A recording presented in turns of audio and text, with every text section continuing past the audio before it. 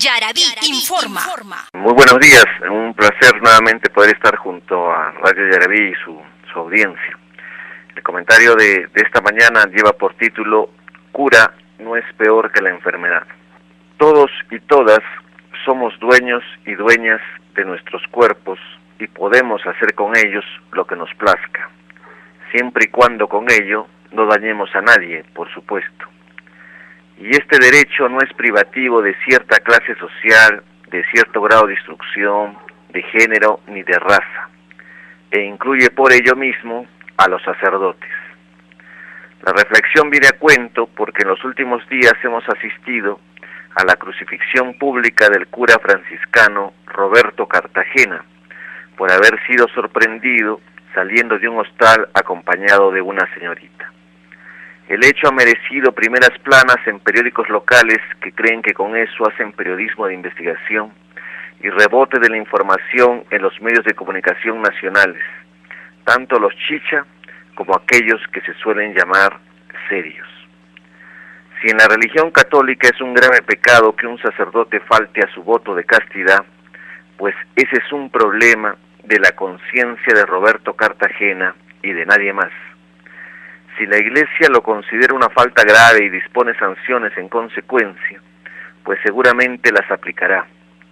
Pero convertir la relación amorosa que el mencionado cura parece tener con alguien que no es una muchachita, sino una mujer hecha y derecha, en un escándalo de magnitudes bíblicas y transformarlo en un tema de interés nacional, no solo nos parece desproporcionado, sino síntoma de hipocresía, doble moral, mojigatería, chismografía, y lo que es peor, de una actitud inquisidora medieval. La religión y sus preceptos es un asunto confesional, es decir, privado, de cada quien. Convertir los supuestos pecados, o para usar el término que ha sido la delicia de la prensa que ya hubiera querido tener Torquemada en su época, la tentación de la carne.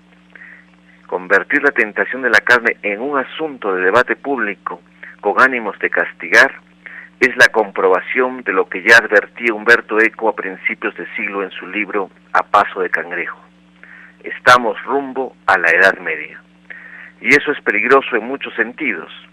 Denota dogmatismo y por ello mismo la incapacidad de entender a quien piensa y sienta diferente a nosotros.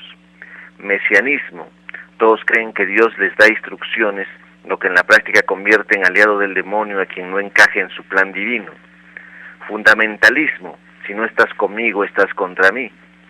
La civilización, entre comillas, y adoctrinamiento por medio de la violencia como un acto de amor.